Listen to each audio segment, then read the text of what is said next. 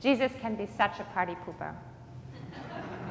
Here they are, marveling together at the grandeur of the temple with its gigantic stone walls and huge spaces, an architectural wonder, this symbol of spiritual glory and pride and worthiness, giving strength to face the Roman colonization, holding religious memory in every corner, this shrine of sacredness, this place of God's dwelling among the people, this symbol of faith. But Jesus just doesn't get it. He doesn't understand the majesty of this monument. And not only is he incapable of understanding this meaningful building, no, of course, he also has to kill the good mood by saying everything will fall apart. Not stone will be left here upon another, all will be thrown down. The high spirits abruptly change, laughter freeze, jokes stop, shoulders drop. On their way back to the Mount of Olives, no one really talks. You can only hear the mumble of someone declaring never to go sightseeing with Jesus again. Here we are again. Thanks, Jesus, for reminding us of the end. We don't like to be reminded of the end, do we? Maybe that's why, at the end of movies, we like the happy end. But that's a definite lie, an illusion. Because when the lovers finally found each other and start living their lives together, that's when it gets complicated.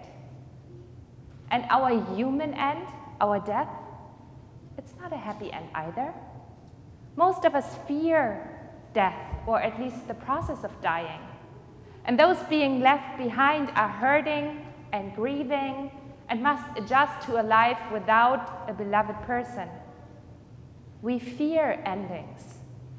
And we want as many details and information as possible about our end, or the end of the world as we know it.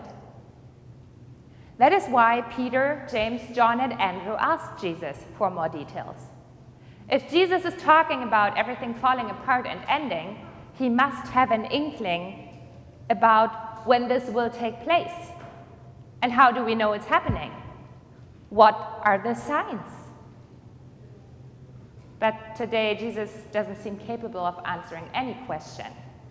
Instead, he's like, don't be led astray. Wait, what? Many will come in my name and say, I am he, and they will lead many astray. When you hear of wars and rumors of wars, do not be alarmed. This must take place, but the end is still to come. For nation will rise against nation and kingdom against kingdom. There will be earthquakes in various places. There will be famines. So that's the end. Wars, earthquakes, famines. People who stoke fears, end time and hate preachers, quacksalvers selling expensive but useless charms to desperate people. Smoke and fire, the apocalypse. Wow, the disciples might think, that's what is expecting us? Wow, you here might think, she's trying to make us believe that this is how it's going to be. No, she's not. And neither is Jesus. Jesus is telling them how it is. There is war and oppression, kingdom fighting against kingdom, nation rising against nation. There are earthquakes and famines. That is true for the year 30, as it is for the year 70 when the Gospel of Mark was written and the majestic temple was destroyed. And it is true for the year 2021. There is war and conflict within nations and between nations.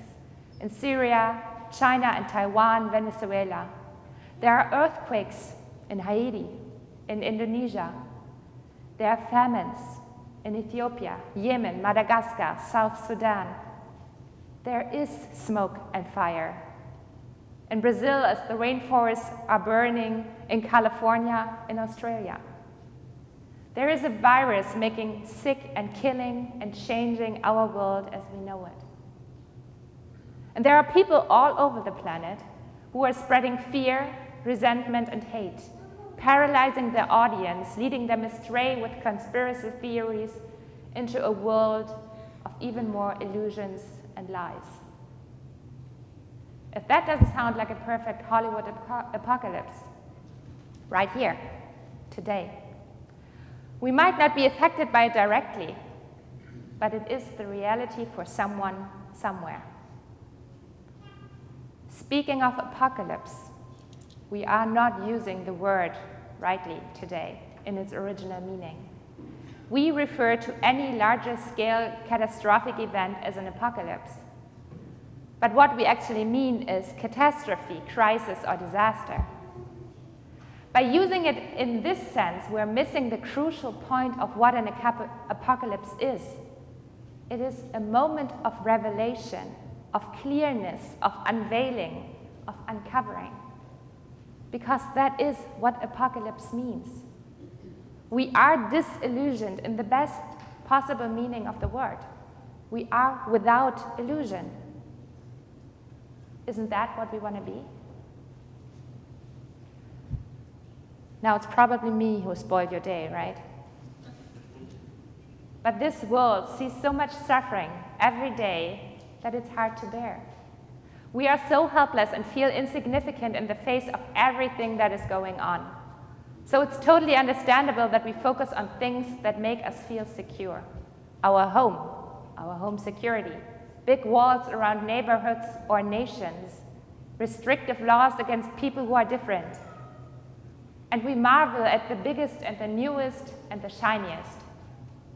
But aren't we surrounding us with mere distractions? I ask myself, what lies and illusions do I mistake for truth? Why do I cling to permanence when Jesus asks me to evolve and change?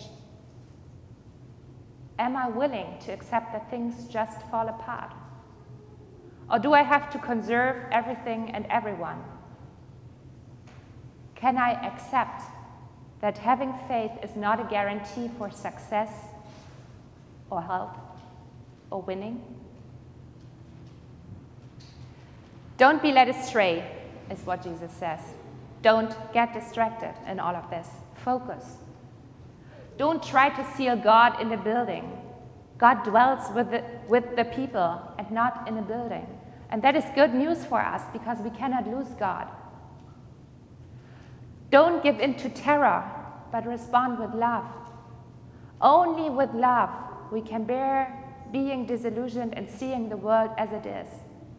Every day anew in its suffering.